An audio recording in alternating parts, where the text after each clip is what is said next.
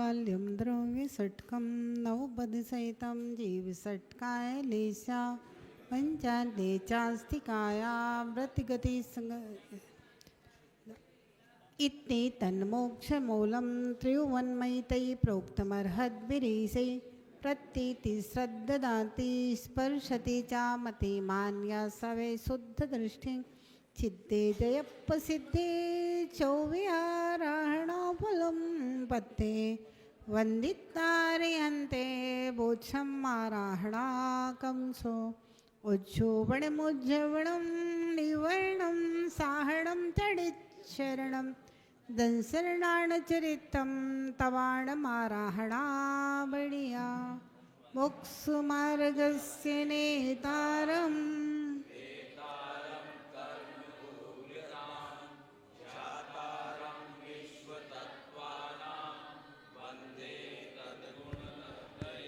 जय बोले अनंतानंद पंचपरमेष्ठी भगवान की जय। परम पूज्य गणाचार्य गुरुदेव जी 108 विराग सागर जी महाराज जी की जय हो। परम पूज्य पट्टाचार्य गुरुदेव जी 108 विशुद्ध सागर जी महाराज जी की जय हो। अहिंसा परमो धर्म की जय हो।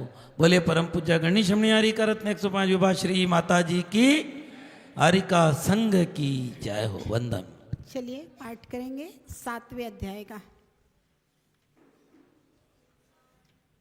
हिंसा नतस्तेया ब्रह्म परिग्रहेभ्यो वीर्तिर्व्रतम देश सर्वतोणु महति तत्सधैर्यार्थम भावना पंच पंच वांग मनोगुप्तिर्या दान निक्षेपण समित्या लौकितपान भोजनानि पंच क्रोध लोभ वीरुत्व हास्य प्रत्याख्यानान्यन बीची भाषणम च पंच शून्यागार विमोचिता वास परो परोदाकरण भैक्ष शुद्धि सधर्मा विसंवादा पंच स्त्री राग कथा श्रवण तन मनोहरांग निरीक्षण पूर्वरतानुस्मरण व्रश्रेष्ठ स्वशरीर संस्कार त्यागा पंच मनोज्ञा मनोजेन्द्रिय विषय रागत द्वेष वर्जनानि पंच हिंसा दिश्व्या मुत्रापाया वद्य दर्शनम दुःखमेव वा मैत्री प्रमोद कारुण्य माध्यस्थाने च सत्वगुणादिक क्लेश्यमाना विनेशो जगत काय स्वभावो वा संवेग वैराग्यार्थम प्रमत योगात् प्राणव्यप्रोपणम हिंसा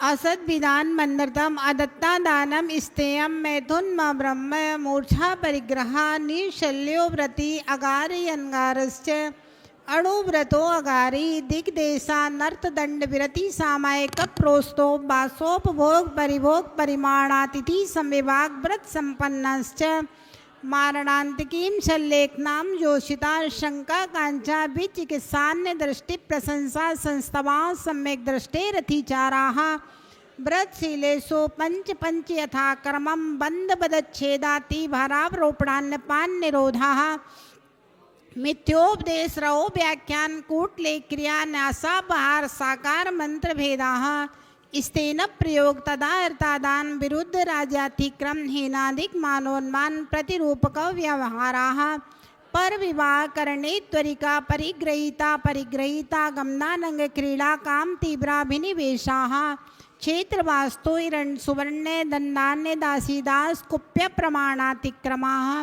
ऊर्ध्वाधस्त्यग व्यतिक्रम क्षेत्र वृद्धि स्मृत्यंतराधानानि आनयन प्रेष्य प्रयोग शब्द रूपानुपात पुद्गलक्षेपः कंदर्प कौतुकुच्च मौखर्या समीक्षाधिकरणोपभोग परिभोगानर्थक्यानि योग दुप्रणिधानानादर स्मृत्यनुपस्थानानि अप्रत्यवेक्षिता परमार्जितोत्सर्गा दान संस्तरोपकमणानादर स्मृत्यनुपस्थानानि सचित संबंध सम्मिश्र विशोधूपक्वाहाराः सचित्त निक्षेपापिधान पर व्यप्तेस मात्सर्य कालातिक्रमाः जीवित मरणा संसा मित्रानुराग सुखानुबंध निदानानि अनुग्रहार्थम स्वस्याति सर्गोदानम विधि द्रव्यदात्री पात्र विशेषास्तद्विशेषा इति तत्वार्थाधिगमे मोक्षशास्त्रे 7मो अध्याय। नमो नमः।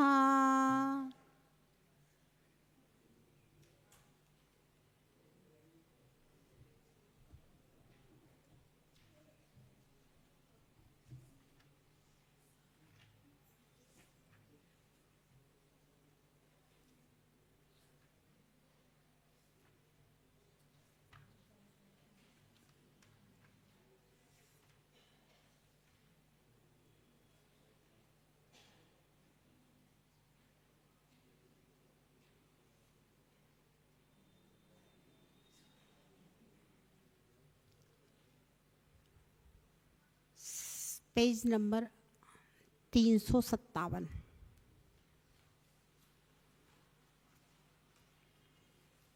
कल हम देख रहे थे सामायिक शिक्षा व्रत के अतिचार। ये 7वां अध्याय जो है ना, ये श्रावकों के लिए बहुत महत्वपूर्ण अधिकार है, लेकिन संयोग ऐसा बना कि अभी का समय जो है ना, आप लोगों के घर का और दुकान का सबका सीजन का समय है। देखेंगे कब कभी अवसर होगा तो इस 7वें अध्याय को फिर कभी दोबारा पढ़ा देंगे, अच्छे से पढ़ लीजिए। अथवा हम ये कहेंगे कि ये 7वां अध्याय जो है ना, ये पूरा का पूरा रत्नकर्ण सावकाचार है, इसमें कंप्लीट रत्नकर्ण सावकाचार है। तो शिक्षा व्रत, सामायिक शिक्षा व्रत के अतिचार। सामायिक का हमारे जीवन में क्या महत्व है? शिक्षा व्रतों के बारे में बताया था। मुनि बनने की जो शिक्षा दें वो शिक्षा व्रत कहलाते हैं। सामायिक का जीवन में बहुत बड़ा महत्व हुआ करता है। एक कहानी पढ़ी थी, सम्राट को नरक आयु का बंद हो गया।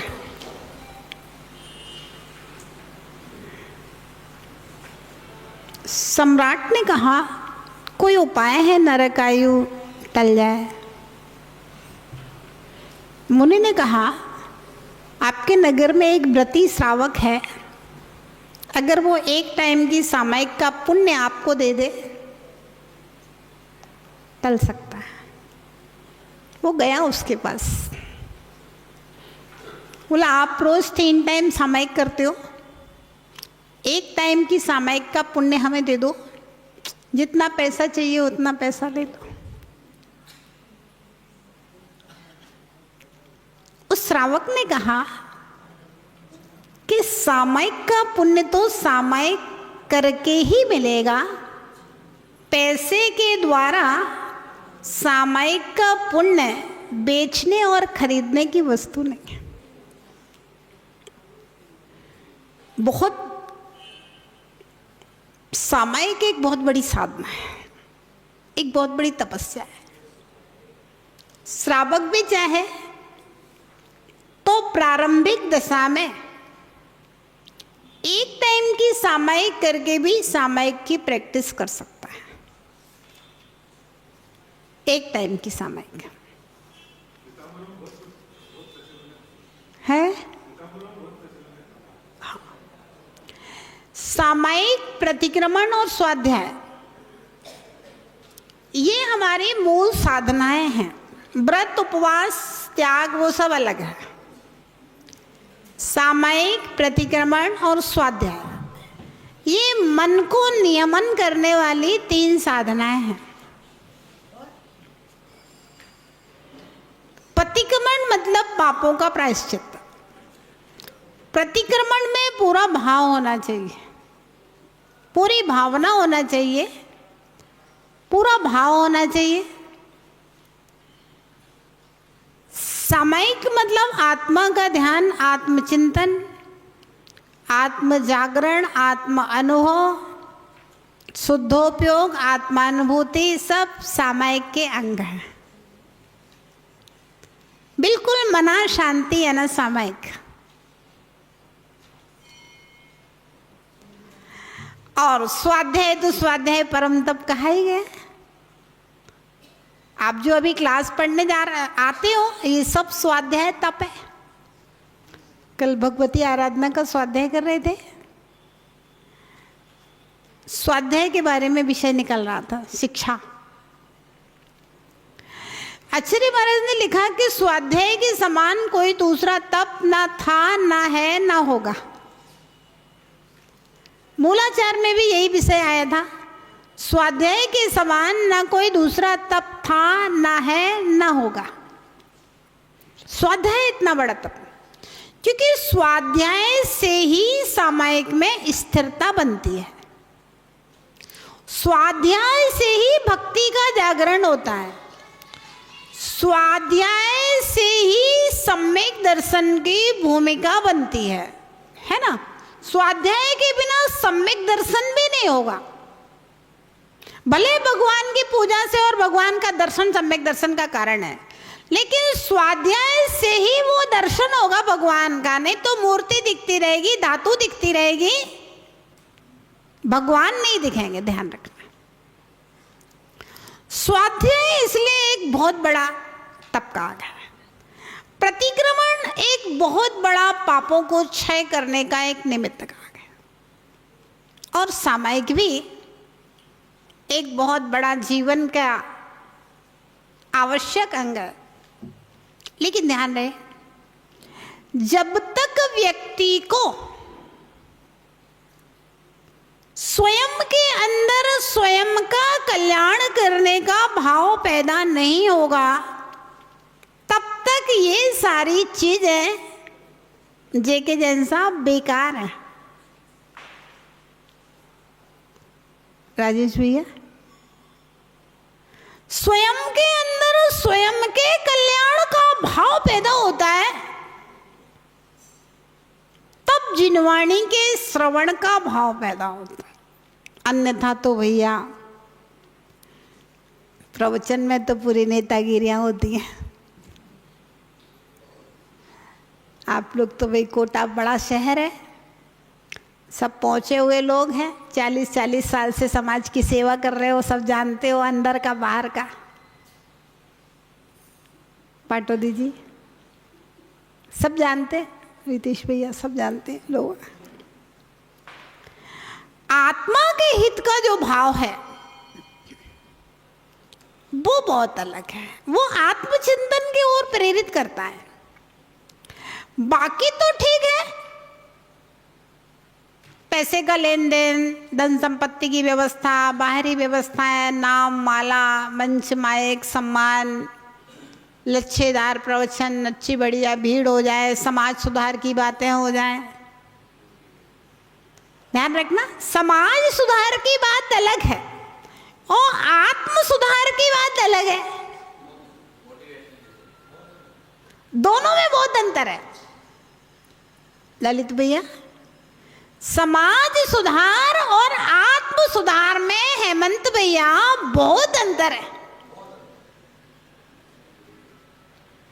तो समाज सुधार की बातें हो जाएं, समाज कल्याण की बातें हो जाएं और पैसा वैसा इकट्ठा हो जाए, निर्वाण कार्य की बातें हो जाएं, वो सब एक ठीक है, धर्म के अंग हैं। व्यवहार तीर्थ का प्रवर्तन उन सब चीज़ों से होगा, इसमें कहीं कोई दो राय नहीं है, निषेध किसी भी चीज़ का नहीं है। ध्यान रखना, जैन दर्शन अनिल भाई जी एकांतवाद से सारी चीज़ों को, अनेकांतवाद से सारी चीज़ों को प्रदर्शन करता है।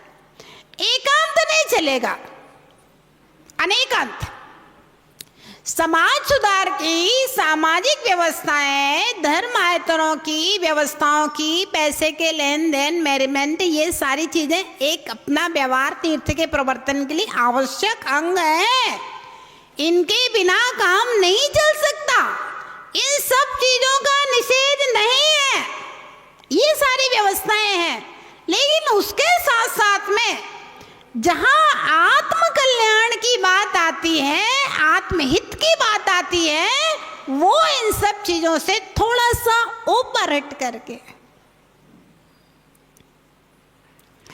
उसको समझना के लिए स्वाध्याय, प्रतिक्रमण, समय। समय क्या है?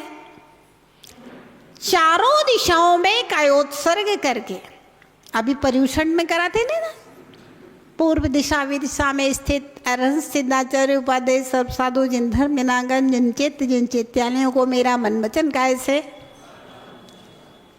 नमस्कार, है ना।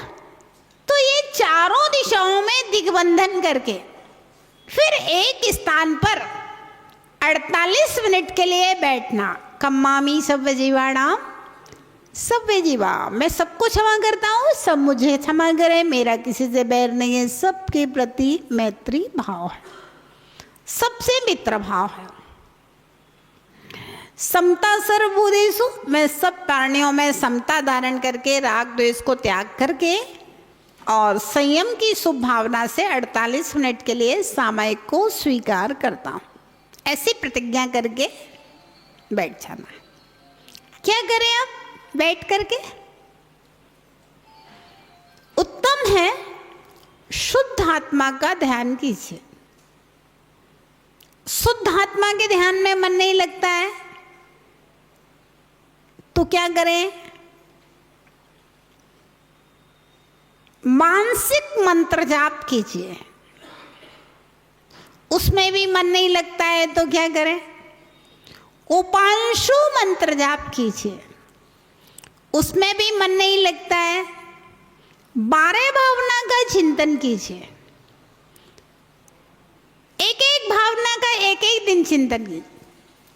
उसमें भी मन नहीं लग रहा है तो क्या करें? समाधि भावना पढ़िए, मेरी भावना पढ़िए। उसमें भी मन नहीं लग रहा है तो माला लेकर के डमोकार मंत्र के अथवा किसी भी मंत्र का जाप कीजिए। उसमें भी मन नहीं लग रहा है, हो सकता है चंचल चित्त है श्रावक का, और नाना जीवों की अपेक्षा से नाना व्यवस्थाएं हैं, एकांत नहीं है। कुछ लोग कहते नहीं सामायिक में बैठे मतलब ऐसा करो ऐसा करो ऐसा करो, नहीं, अनेकांत है ना, उत्कृष्ट है। शुद्ध आत्मा में लीन हो जाइए, कुछ नहीं करना है आपको। नहीं मन लग रहा है तो भाई थोड़ा नीचे थोड़ा नीचे थोड़ा नीचे आइए, धीरे धीरे करके प्रैक्टिस में आइए। डमोकार की माला लेकर के डमोकार फेरो। उसमें भी मन नहीं लग रहा है तो भैया किताब लेकर के कोई पाठ कर लो, भक्तामर जी का पाठ कर लो, सहस नाम की जाप कर लो, और कोई कल्याण मंदिर का पाठ कर लीजिए, वैराग्य भावना पढ़ लीजिए। लेकिन 48 मिनट एक जगह बैठने की प्रैक्टिस तो कीजिए। फिर उसके बाद में जैसे सामायिक शुरुआत की थी ऐसे ही सामायिक का विसर्जन चारों दिशाओं में कायोत्सर्ग करके 3-3 आवर्त एक एक श्रोणति और फिर बैठ करके नमस्कार करके विसर्जन। तो इस तरह से कम एक टाइम की सामायिक करने का नियम लीजिए, अभ्यास कीजिए, प्रैक्टिस कीजिए कि भाई मैं एक टाइम की सामायिक करूंगा। 24 घंटे में एक बार सामायिक करेंगे। अगर एक बार का अभ्यास हो गया तो अभ्यास तो वही है तीनों टाइम। अब लोग कहेंगे माता जी टाइम ही नहीं है। भाई सुबह 4 बजे उठ जाओ, 5 बजे तक सामायिक कर लो। 4 बजे कौन सा काम है?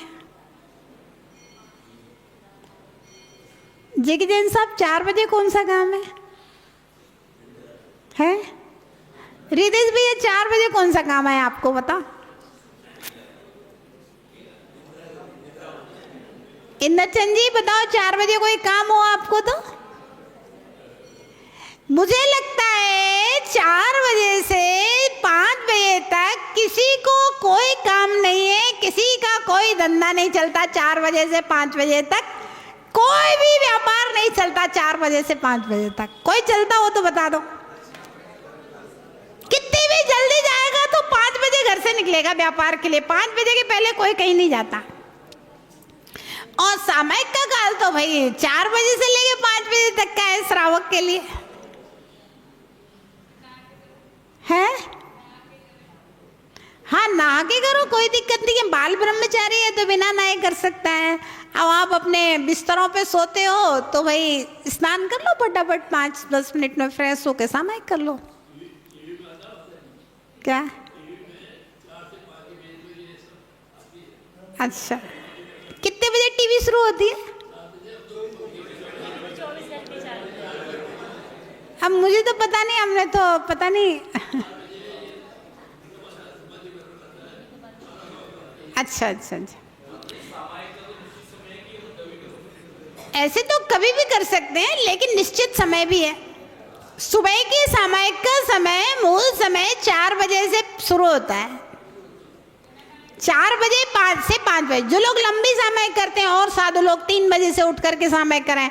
और ऐसे तो जो साधु ध्यान में बैठते हैं वो तो 24 घंटे ध्यान में ही रहते हैं, कुछ करते ही नहीं है, जंगलों में रहते हैं वे महाराज, तो ध्यान में ही रहते हैं। सामायिक का कोई काल नहीं है, सामायिक का कोई काल नहीं है। लेकिन फिर भी ब्रह्म मुहूर्त का काल 4 बजे से शुरू हो जाता है, 3 बजे से भी शुरू हो जाता है, 5 से 6 तक भी सामायिक चलती है, सूर्योदय तक सामायिक का काल रहता है।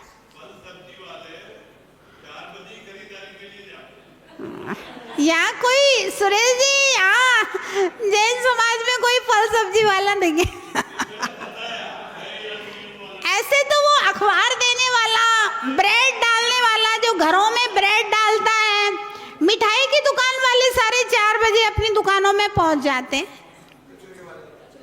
कचौड़ी वाले, जलेबी समोसा वाले सब 4 बजे अपनी दुकानों में पहुंच जाते हैं। ऐसे तो है।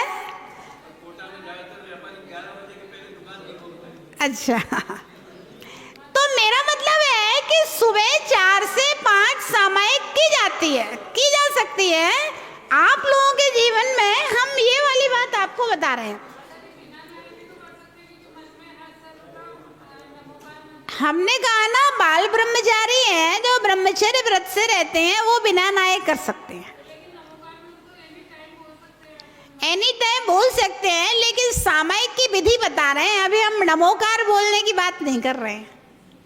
नमोकार तो लेटे लेटे रात में नींद नहीं आ रही तो नमोकार बोलना शुरू कर दीजिए, है ना, वो कभी भी बोल सकते हैं। लेकिन अभी हम सामायिक की विधि बता रहे हैं, नमोकार बोलने की बात नहीं कर रहे हैं।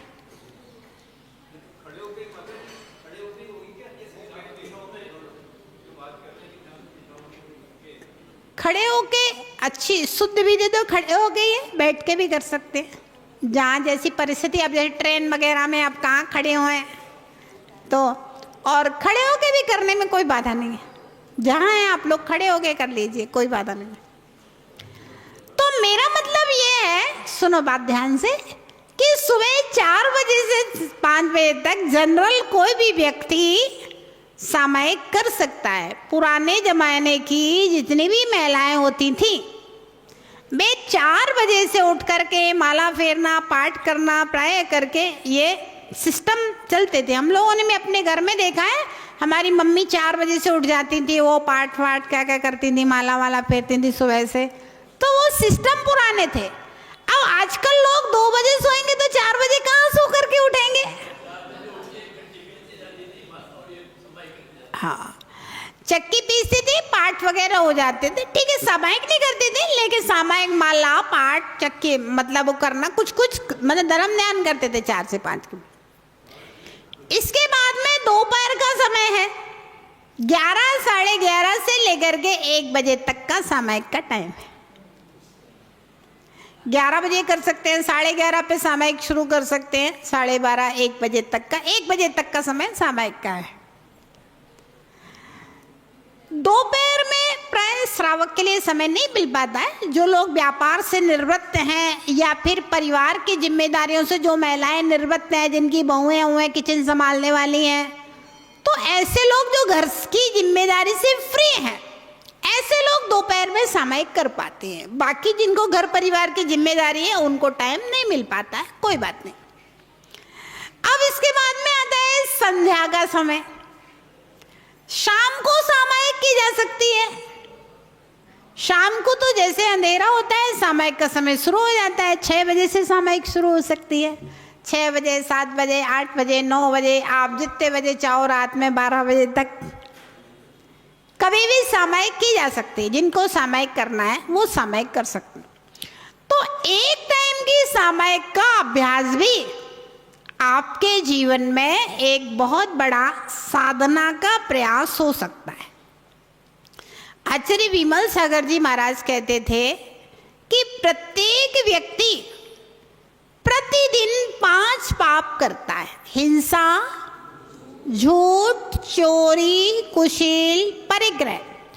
तो प्रत्येक व्यक्ति को 5 पापों के प्रायश्चित के लिए शाम को प्रतिदिन 5 माला जरूर फेरना चाहिए। 5 पाप करते हो, 5 पापों का प्रायश्चित प्रायश्चित के लिए शाम को 5 माला फेरो। अब 5 माला फेरोगे, आलोचना पाठ पढ़ो, एक आध पाठ और पढ़ लो, हो गई आपकी सामयिक 48 मिनट की, है ना। तो पाप तो आप करते रहो, और जाप करने में सिर दुखता है, तो भैया पाप का घड़ा लेकर के कहां जाएगा ये तो बता। पाप को काटना भी तो पड़ेगा। अब पिछले जन्मों का पुण्य लेके आए हो, सो व्यापार बढ़िया चल रहा है, शरीर स्वस्थ है, घर परिवार में सब कुशल मंगल है, लेकिन पाप कर्म का उदय आएगा तब फिर प्यास लगेगी, तब कुआं खोदने से काम नहीं चलेगा। जैसे धन कमा कमा करके रखता है, ऐसे ही पुण्य कमा कमा करके रखना पड़ेगा। पुण्य बढ़ाते जाइए, बढ़ाते जाइए, बढ़ाते जाइए। श्रावक को तो जब भी पुण्य का अवसर मिले, पूरी तन्मयता के साथ में पुण्य करना चाहिए। जैसे आप लोगों को जब भी घूमने का अवसर मिले ना, तो कोई चूकते नहीं है। विनोद भैया, कहीं घूमने जाने का अवसर मिले तो चूकते नहीं है श्रावक लोग। आपकी नहीं कह रहे, दूसरे लोगों की कह रहे हैं। तो ऐसे पुण्य करने का अवसर जब भी मिले, तब बड़ी प्रसन्नता के साथ में पुण्य करना चाहिए, है ना। जब हमारे अंदर श्रद्धा होगी, श्रद्धा होगी तो तुरंत कैसे, जैसे बादल उमड़ते हैं तो मयूर नाचने लगता है, प्रसन्न होने लगता है। ऐसे ही कोई धर्म का अवसर आए, पुण्य कमाने का अवसर आए, तो हमारे मन का मयूर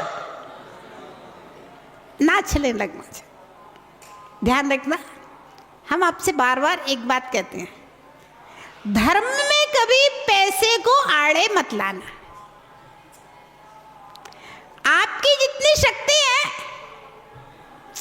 उतना कर देना, वो आपके लिए रिजर्व बैंक में जमा हो गया, अगले जन्म में अनंत गुना फलीभूत होकर के मिलेगा।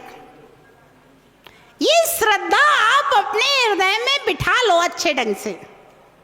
जो भी मैं दे रहा हूं, जो भी दे रहा हूं धर्म कार्य में, किसी भी रूप में दे रहा हूं, वो मुझे अगले जन्म में अनंत गुना फलीभूत होकर के मिलेगा।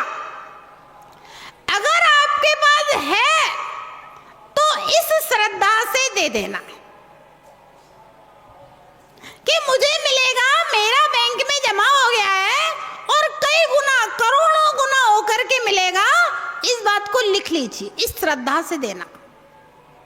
और इस श्रद्धा से दोगे तो 100% आपको करोड़ों गुना होकर के मिलेगा अगले जन्म में। है तो दे दो। शक्ति 2 रुपया की है तो 2 ही रुपए देना। 200 और 2000 और 2 लाख के चक्कर में मत पड़ना, लेकिन देना जरूर। क्या कहा? देना जरूर, खाली मत छोड़ना। अगर कोई आपके घर लेने के लिए आए तो ध्यान रखना, कभी भी उसको खाली नहीं जाने देना। अगर आपकी 11 रुपए की हैसियत है, 1100 की हैसियत है, तो आप 1100 दे देना, लेकिन अपने प्रतिष्ठान से, अपने घर से कभी किसी मंदिर की कमेटी को खाली मत जाने देना बिना रसीद कटाए।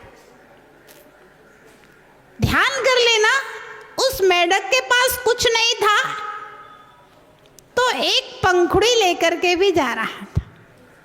कल कहानी सुनाई थी सुदामा की। अगर एक चावल का आधा चावल उसकी पत्नी के पास, आधा चावल उसके पास था, तो उसने कहा आज आधा चावल ही कृष्ण को समर्पित कर देता हूं, मैं पानी पी करके सो जाऊंगा।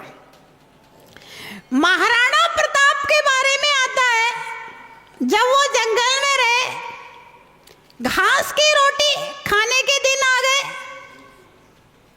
तो पत्नी से बोले 4 रोटियां बनाना, एक हमारी, एक तुम्हारी, एक बच्चे की, एक और किसकी? बोले भैया हमने कभी किसी को खिलाए बिना कभी खाया नहीं है, तो एक रोटी किसी अतिथि की जरूरतमंद के लिए, पहली रोटी दान में, बाद में दूसरी रोटी परिवार के लिए। भैया ये हमारी भारतीय संस्कृति है और यही हमारी जैन संस्कृति है। अतिथि समविभाग, पहले खिलाना फिर खाना। ये संस्कृति जिंदा रहना चाहिए, पहले खिलाना फिर खाना, है ना। अन्नदान बहुत बड़ा दान है, खिलाने की भावना होना चाहिए। कोई भी आया है, चलो भाई आपने भोजन किया नहीं किया, चलो भाई हमारे यहाँ चलो। जाने वाले का भी कर्तव्य है, जिस थाली में खाओ उसमें छेद मत करो भैया। अगर किसी के घर में गुड़ चना थे और उसने गुड़ चने ही खिला दिए तो वे उसकी सामर्थ्य बेचारे की गुड़ चने की थी, उसने आपका कुछ लिया तो नहीं है, खिलाया ही तो है ना, आपको प्रेम से गुड़ चना खिलाया ना, पानी पिलाया। तो हाँ भैया बहुत अच्छा लगा, मेरा पेट भर गया, इतना कह के आ जा, है ना। कोई के घर में अगर दाल रोटी ही है, एक लौकी की सब्जी रोटी है, तो आप बड़े प्रेम से खा करके आ जाना और कहना हाँ भाई बहुत अच्छा लगा आपके घर भोजन करके, आप आए, आप अपने घर बड़े प्रेम से लेकर के आए। अन्यथा तो भैया नाम के लिए आजकल कोई अपने घर किसी को ले जाना ही नहीं चाहता, बहुत मुश्किल है। क्योंकि आप किसी को अपने घर ले गए और मान लो खाने में उसके लिविंग स्टैंडर्ड जितना भोजन नहीं है, हमारे घर में हमारे ढंग का भोजन है, सिंपल भोजन है, दाल चावल रोटी सब्जी है, तो वो कहीं जाकर के कहेगा अरे क्या खाना था, ये तो ऐसे देखने में तो बाहर इतना दिखावा करते हैं और उनके घर में ऐसा खाना था वैसा खाना था, पेट ही नहीं भरा है। नहीं, दोनों ओर से है। अतिथि का कर्तव्य है कि जो खिलाया है प्रेम से खा करके आइए और धन्यवाद दे करके आइए, है ना। और खिलाने वाले का कर्तव्य है प्रेम से लेकर के जाइए और हमारे घर में जो जितनी सामर्थ्य है उतना हम खिला देंगे, सामर्थ्य नहीं है तो भाई नहीं है, कोई बात नहीं, हमारे पास जो है वो खिला देंगे। नहीं तो आजकल नाम खराब होने के चक्कर में कोई किसी को अपने घर नहीं ले जाना चाहता। दाल रोटी की कमी किसी के घर में नहीं है, लेकिन अब लगता है किसी को घर ले जाएं तो पहले पनीर की सब्जी होना चाहिए। अब दूध है नहीं है या दूध बना हुआ है 1 किलो, अब घर में 4 सदस्य हैं तो अब वो बेचारा पनीर की सब्जी कहाँ से बनाए दूध फाड़ के। सही बात है कि नहीं राजेश भैया? अगर किसी को ऐसा लगे कि पहले पनीर की सब्जी होना चाहिए, पहले शुद्ध घी की पूड़ियाँ होना चाहिए और 4 प्रकार की मिठाइयाँ होना चाहिए, छेना के चमचम और रसगुल्ले होना चाहिए, तब हम किसी को भोजन कराएंगे। बस इसी कारण से अतिथि समविभाग व्रत खत्म होता जा रहा है, कम होता जा रहा है। कोई किसी को, पहले के समय में साधु लोग आते थे, कोई खाने वाने की व्यवस्थाएं नहीं होती थी, लोग अपने अपने घर ले जाते थे। श्रावक लोग छोटे छोटे गाँव में रहते थे, लोग चलो भैया शाम को या कोई आया तो नहीं है बाहर का, चलो भाई खाने के लिए ले जाओ, है ना। और सुबह कोई आया आहारों के बाद, चलो भैया खाने के लिए ले जाओ फटाफट, है। आज कह रहे सलिया में अभी किसी के घर पे खा के आए थे माता जी। दिक्कत कहाँ है आप हमें ये बताइए। अभी ये स्थिति है कि आप लोग एक चतुर्मास कराने के बाद में दूसरे चतुर्मास अगर कोई साधु आ जाए आपके मंदिर में तो सोचना पड़ता है कि भैया 1 करोड़ का खर्चा है, कौन कौन पैसे देगा, पहले मीटिंग करो समाज की, कौन कौन पैसे देने वाला है, कौन 21 लाख का मंगल कलश लेने वाला है, उसके बाद चतुर्मास के लिए साधु को श्रीफल चढ़ाया जाएगा। भाई साधु के चतुर्मास में ये सब चीजें कहाँ से आ गई? निर्वाण कार्य मंदिर की व्यवस्था है, साधु के चतुर्मास में ये सब चीजें कहाँ से आ गई? और ऐसा करने से भाई बड़े बड़े साधुओं के तो चतुर्मास हो जाएंगे, बेचारा जो छोटा मोटा साधु होएगा उसको तो कोई पूछेगा नहीं 2 पैसे में। जिसके पास पैसे का मैनेजमेंट नहीं है, हम लोगों जैसे हुए, तो ये अपने पास कोई पैसे का मैनेजमेंट नहीं है, कोई भगत मंगल कलश लेने वाला नहीं है, तो कोई चतुर्मासी के लिए श्रीफल नहीं चढ़ाया कि भैया पहले विवाह श्रीमद एक चतुर्मास में 1 करोड़ का खर्चा है, इतना पैसा कहाँ से आएगा?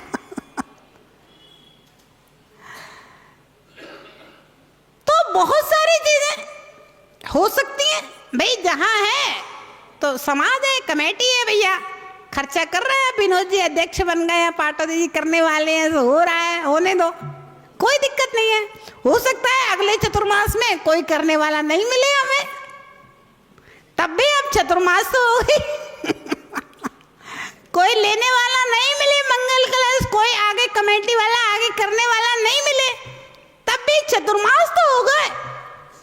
जान रहे, हर इंसान को हर परिस्थिति में जीने की कला आना चाहिए, और खास तौर से जिन्होंने घरों का त्याग कर दिया है जिन लोगों ने घरों का त्याग कर दिया है, उनको भी हर परिस्थिति में जीने का कला आना चाहिए। हर श्रावक के घर के आहार करने की आदत होना चाहिए, क्योंकि भले ही वही लौकी की सब्जी, मूंग की दाल, रोटी है, लेकिन हर महिला के हाथ का स्वाद अलग अलग होता है, रोटी का स्वाद अलग अलग होता है सब महिलाओं के हाथ के। तो सब प्रकार का खाने की आदत होना चाहिए। अगर पिछी कमंडल हाथ में लिया है, घर छोड़ा है, तो हर परिस्थिति में रहने की आदत होना चाहिए। गुरुजी ने हम लोग को यही सिखाया है कि हर परिस्थिति में रहने की आदत डालो। कभी घी घना होगा तो कभी 2 मुट्ठी चना होंगे, उसमें भी जीना सीखो। ऐसे ही श्रावक को भी हर परिस्थिति में जीना आना चाहिए। क्या राम को मालूम था कि ऐसे 14 वर्ष के लिए वनवास हो जाएगा? क्या सीता को मालूम था कि राम ऐसे गर्भवती अवस्था में मुझे जंगल में छोड़ देंगे? क्या सीता विवाह करके आई थी तो उसको मालूम था कि ऐसे अयोध्या के राजकुमार के साथ ऐसे जंगलों में 14 वर्ष तक रहना पड़ेगा? क्या मैना सुंदरी को मालूम था कि ऐसे पिताजी कोढ़ी व्यक्ति के साथ में विवाह कर देंगे? क्या अंजना को मालूम था कि शादी होते ही पति मेरी और 22 वर्ष तक देखेगा ही नहीं, और जैसे तैसे पति आया तो सास ने बाहर निकाल दिया, लात मार करके, धक्के मार करके राजमहल से बाहर कर दिया सास ने। तो ध्यान रहे, इंसान को चाहे वह गृहस्थ हो चाहे वह साधु हो, पुरुषार्थ तो करना चाहिए, श्रम तो करना चाहिए, लेकिन फिर भी अगर पाप कर्म का उदय होगा तो श्रम में सफलता नहीं मिलेगी। इसलिए हर परिस्थिति में जीना आना चाहिए, नहीं तो फिर आदमी डिप्रेशन में चला जाता है, माइंड डिस्टर्ब, अपसेट हो जाता है ना। और कभी कभी लोग ज़्यादा तनाव में आ जाते हैं तो रात भर नींद नहीं आती और एकदम से ऐसे हो गए और आत्महत्या कर लेते हैं, नहीं तो हार्ट फेल हो जाते हैं, ये स्थिति आ जाती है, वो पूरी आयु नहीं जी पाता है। हर परिस्थिति में जीने की कला आनी चाहिए, है ना। तो भैया सामायिक से बात हमारी शुरू हुई थी,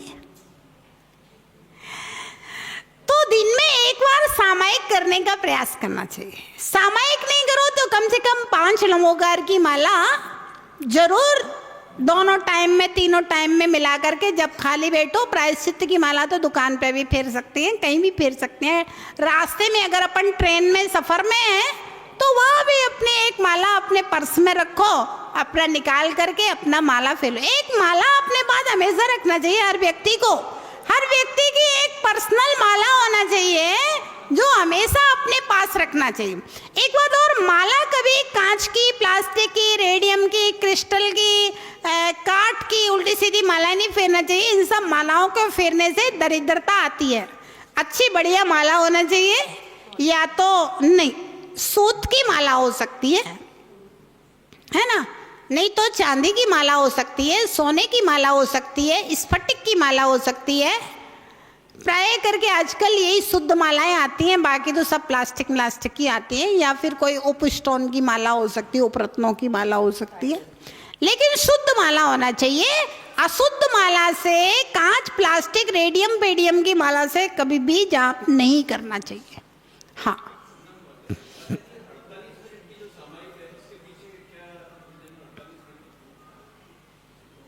48 मिनट का एक मुहूर्त होता है। आचार्य भगवंतों ने जगन्य सामायिक 48 मिनट की कही है, कम से कम 48 मिनट। मध्यम सामायिक 96 मिनट की कही है, और उत्कृष्ट सामायिक 144 मिनट की कही है। तो इसलिए मिनिमम सामायिक 48 मिनट की ये मूलाचार में, भगवती आराधना आदि आचार शास्त्रों में कही गई।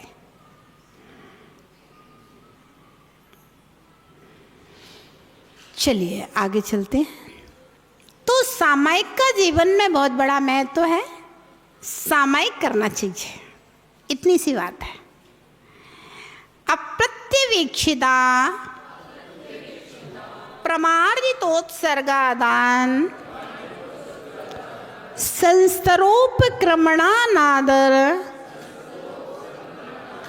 स्मृत्यनुपस्थानानि। पढ़िए।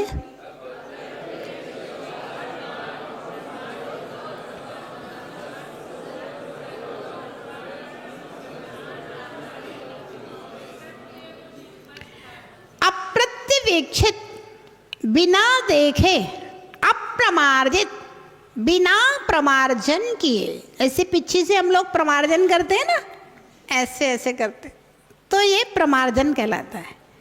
तो बिना देखे और बिना प्रमार्जन किए, देखना भी चाहिए, और अब आप लोगों के पास तो पिच्छी नहीं है, तो एक कोमल वस्त्र, रुमाल हमेशा अपने पास में रखना चाहिए।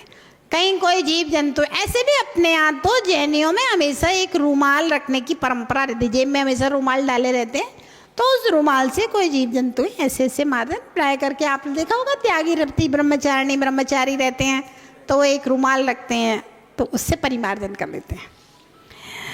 तो देख करके, प्रमार्जन करके, बिना किए, उत्सर्ग, मलमूत्र का क्षेपण करना, आदान, वस्तुओं को ग्रहण करना, संस्तरोपक्रमण याना बिस्तर आदि बिछाना आदि, अनादर, धार्मिक क्रियाओं में अनादर करना, स्मृति अनुष्ठान, प्रस्थान, उपवास के कारण से करने योग्य क्रियाओं को भूल जाना, ये प्रोषधोपवास व्रत के 5 अतिचार कहे गए हैं। प्रत्यवेक्षित, यहाँ जीव है या नहीं इस प्रकार की चक्षु से देखना प्रत्यवेक्षित है। प्रमार्जित, कोमल उपकरण, पिच्छी आदि से मार्जन करने को प्रमार्जित कहते हैं। उत्सर्ग, मलमूत्र, कफ आदि शरीर का मल छोड़ना उत्सर्ग कहलाता है। अप्रत्यवेक्षित, अप्रमार्जित उत्सर्ग, बिना देखे, बिना प्रमार्जित भूमि में मलमूत्र का त्याग करना अप्रत्यवेक्षित, अप्रमार्जित उत्सर्ग है। अप्रत्यवेक्षित, अप्रमार्जित आदान, अरहंत और आचार्य की पूजा आदि के उपकरण, गंधमाला, धूप आदि को अपने ओढ़ने आदि के वस्त्र आदि पदार्थों को बिना देखे, बिना प्रमार्जन के ले लेना अप्रत्यवेक्षित, अप्रमार्जित आदान है। अप्रत्यवेक्षित, अप्रमार्जित संस्तरोपक्रमण, बिना देखे, बिना प्रमार्जन किए हुए प्रावरण, संस्तर यानी बिस्तर आदि का बिछाना, उन पर सोना अप्रत्यवेक्षित, अप्रमार्जित संस्तरोपक्रमण है। अनादर, क्षुधा, तृषा आदि से व्याकुल होने के कारण आवश्यक सट कार्यों में अनुत्साहित होना, प्रोषधोपवास में अनादर नाम का अतिचार। स्मृति अनुपस्थान, करने योग्य आवश्यक धर्म कार्य को भूल जाना। इस तरह से प्रोषधोपवास व्रत के 5 अतिचार कहे गए हैं। अब आगे समय आज आपका हो गया है, आगे हम लोग सूत्रों को कल पढ़ लेंगे। जय बोलिए माँ।